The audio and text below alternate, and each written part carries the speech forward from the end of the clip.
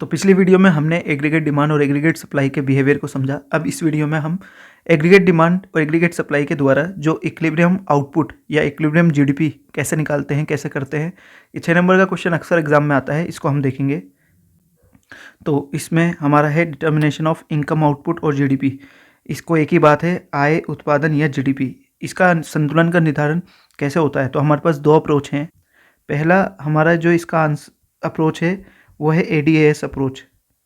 कौन सी है? ADNAS approach, ठीक। दूसरी है सेविंग एंड इन्वेस्टमेंट अप्रोच।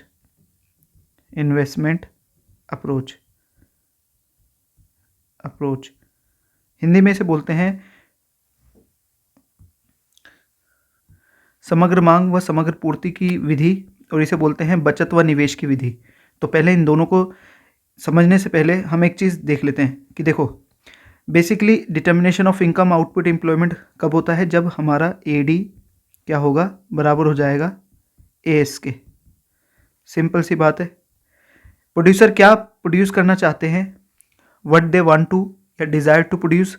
मान लो वो 100 यूनिट गुड्स एंड सर्विसेज के बनाना चाहते हैं और अपने देश में जो डिमांड हो रही है वो भी 100 यूनिट की हो रही है। तो हमारी एग्रीगेट डिमांड और एग्रीगेट सप्लाई बराबर हो जाएगी। तो इसी को बोलेंगे इनकम का डिटर्मिनेशन। बेसिकली एक ओवरव्यू देखो कि मान लो एक अर्थव्यवस्था जो है ना हमारी, उसमें एग्रीगेट सप्लाई का ये है AS और ये एग्रीगेट डिमांड है, मान लो ये। तो ये जहाँ पर एक दूसरे के बराबर हो, देखो यहाँ पर एक दूसरे के बराबर हो रहे हैं, इसी को इक्विलिब्रियम बोलते हैं। क्योंकि यहाँ पर AD और AS यानी जितनी मांग है टोटल उतनी ही सप्लाई है, ये एक दूसरे के बराबर हो गए, इसी को बोलते हैं हम इक्विलिब्रियम। अब एक चीज़ यहाँ पर बतानी ज़रूरी है, जैसे हमने पिछली वीडियो में देखा कि जो हमारा एग्रीगेट सप्लाई होता है ना वो ऐसे बढ़ता है सीधा। तो यहाँ ये बताना ज़रूरी है कि ये एम्प्लॉयमेंट पर भी डिपेंड करता है। किस पे? एम्प्लॉयमेंट पे। यहाँ पिछली वीडियो में मैंने लिखा था कि ये इनकम जैसे जैसे बढ़ेगी वैसे वैसे एग्रीगेट सप्लाई बढ़ता चला जाएगा। यानी ये एम्प्लॉयमेंट पे भी डिपेंड करता है कि जैसे जैसे यहाँ पर हम रोज़गार को बढ़ाते चले जाएंगे तो हमारा एग्रीगेट सप्लाई भी यहाँ हम ले रखा है एग्रीगेट सप्लाई, वो भी बढ़ता जाएगा। यानी अगर हमने देश में 50 लोगों को रोज़गार दे दिया तो हमारी एग्रीगेट सप्लाई मान लो यहाँ पहुँच जाएगी इस पॉइंट पर। अगर हमने 50 लोगों को काम पर दे दिया, अगर हमने 70 लोगों को काम दे दिया यहाँ पर, तो हमारी एग्रीगेट सप्लाई और बढ़ जाएगी ऊपर। तो इस तरीके से बढ़ती चली जाएगी। तो हमारी एग्रीगेट सप्लाई कर्व जो होता है ना वो किस पे डिपेंड करता है? हमारे देश के एम्प्लॉयमेंट पर।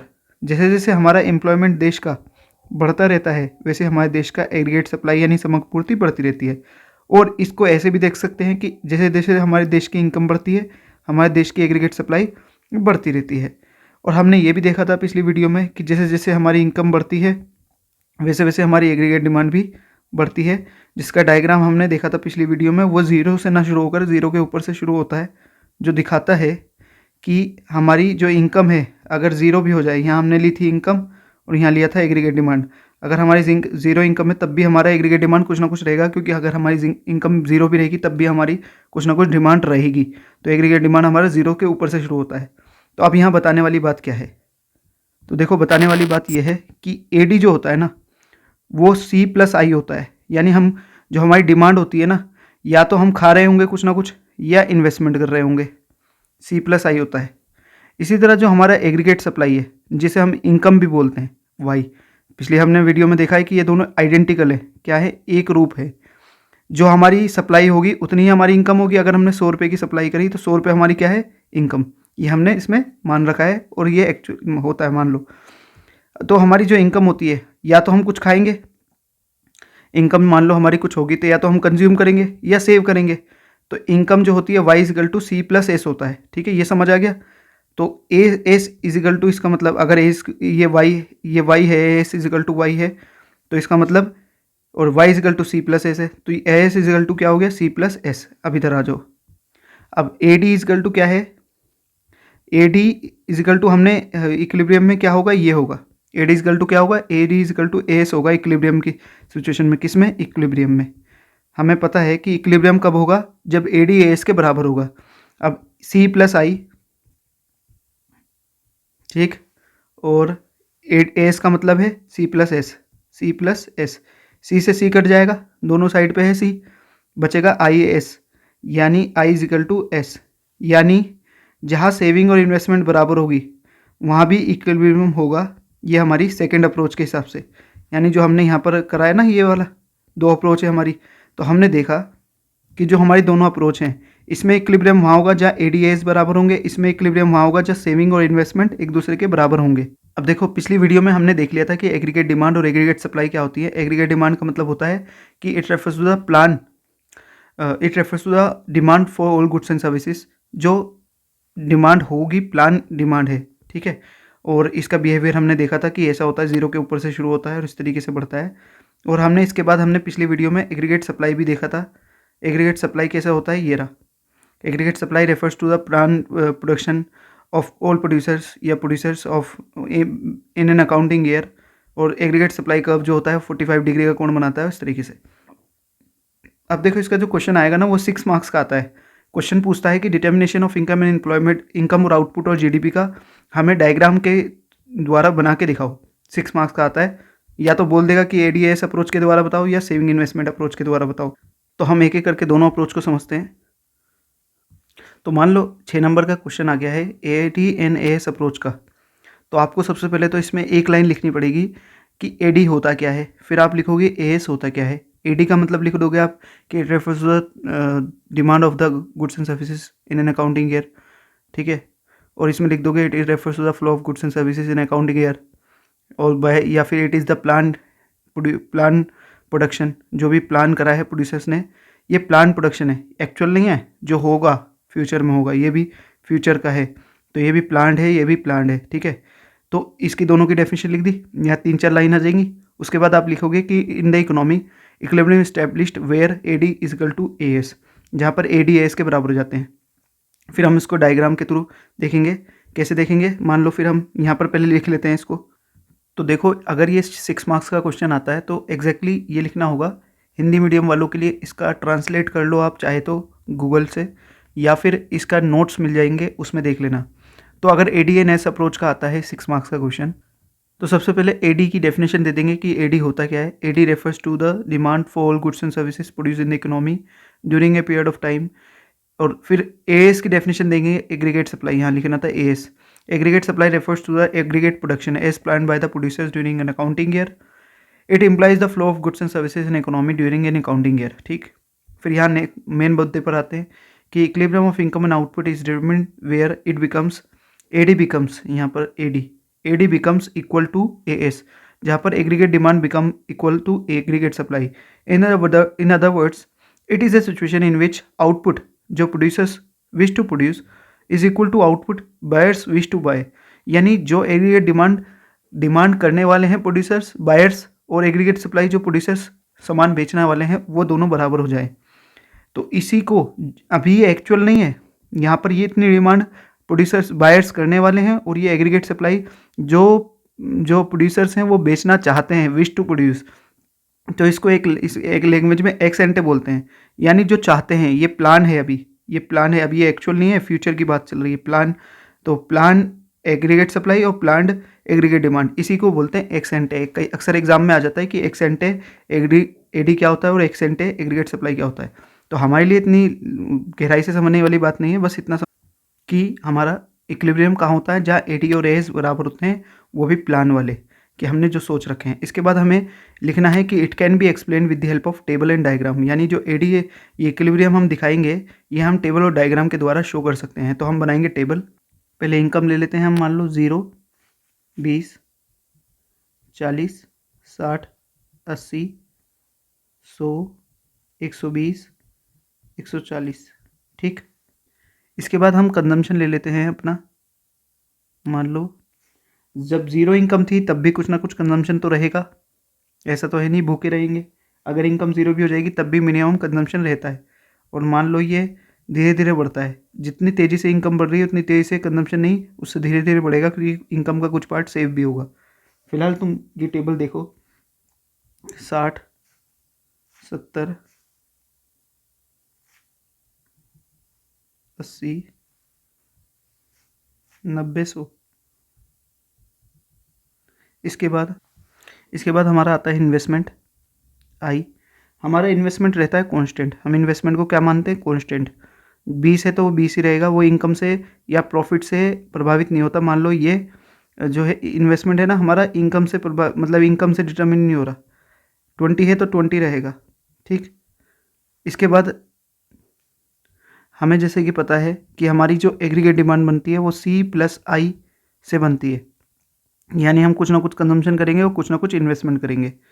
तो हम अगर C+I को जोड़ दें तो हमारा एग्रीगेट डिमांड आ जाएगा, कितना आएगा, 50, 40 + 20 60, 50 + 20 70, 80, 90, 100, 110, 120। अब एक चीज़ देखो, यहाँ एक लाइन खींच देते हैं पहले तो।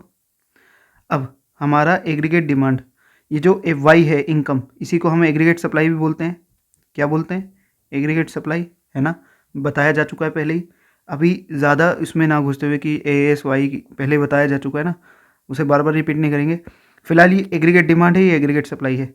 हमारा इक्विलिब्रियम कहाँ इस्टेब्लिश होगा, जहाँ पर AD बराबर हो जाएगा AS के। ये कहाँ पर बराबर हो रहा है, ये बराबर हो रहा है इस पॉइंट पर। यहाँ देखो एग्रीगेट सप्लाई है 100 और एग्रीगेट डिमांड भी है 100, तो इस पॉइंट पर ये क्या हो जाएगा, जो हमारा आउटपुट है या इकोनॉमी क्या है, इक्विलिब्रियम में हो जाएगी। इसका डायग्राम बना के देखो, डायग्राम बड़ा आसान है। सीधी लाइन लेंगे, यहाँ OX, यहाँ Y, यहाँ लेंगे इनकम और चाहो तो एम्प्लॉयमेंट भी ले सकते हो, और यहाँ लेंगे एग्रीगेट डिमांड, और थोड़ा क्लियर लिखते हैं, एग्रीगेट डिमांड और एग्रीगेट सप्लाई। ये हमारा एग्रीगेट सप्लाई का डायग्राम है जो सीधा सीधा ऊपर बढ़ता हुआ जा रहा है, और ये हमारा मान लो एग्रीगेट डिमांड है, ठीक। अब हमने लिखा है कि हमारा इकोनॉमी इक्विलिब्रियम में वहाँ होगी जहाँ पर एग्रीगेट डिमांड और एग्रीगेट सप्लाई एक दूसरे के बराबर होंगे। उस पॉइंट पे जो इनकम आएगी हमारी, उसे क्या बोलेंगे हम, वाई, यानी इक्विलिब्रियम इनकम। ये क्या है, ये है हमारी इक्विलिब्रियम इनकम, इक्विलिब्रियम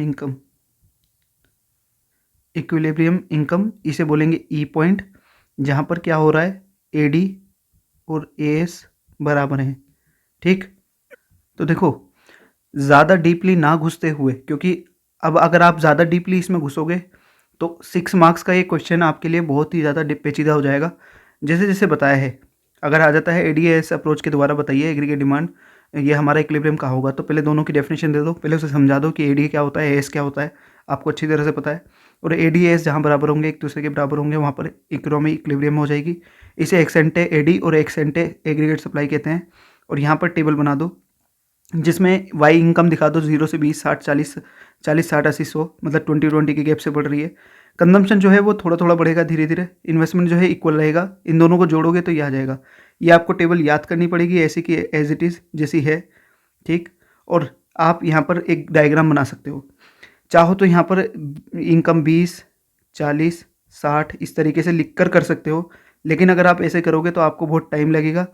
एग्ज़ाम में 3 घंटे ही होते हैं, और अगर यहाँ प्लॉट करोगे 0, 20, 60 ऐसे करके AD को, तो बहुत टाइम लगेगा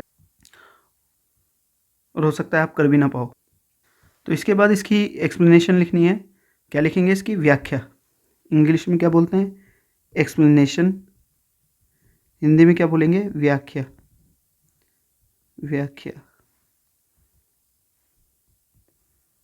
ठीक। व्याख्या में क्या लिखेंगे, यहाँ पर मैं नहीं लिख रहा हूँ, वो नोट्स में मिल जाएगी।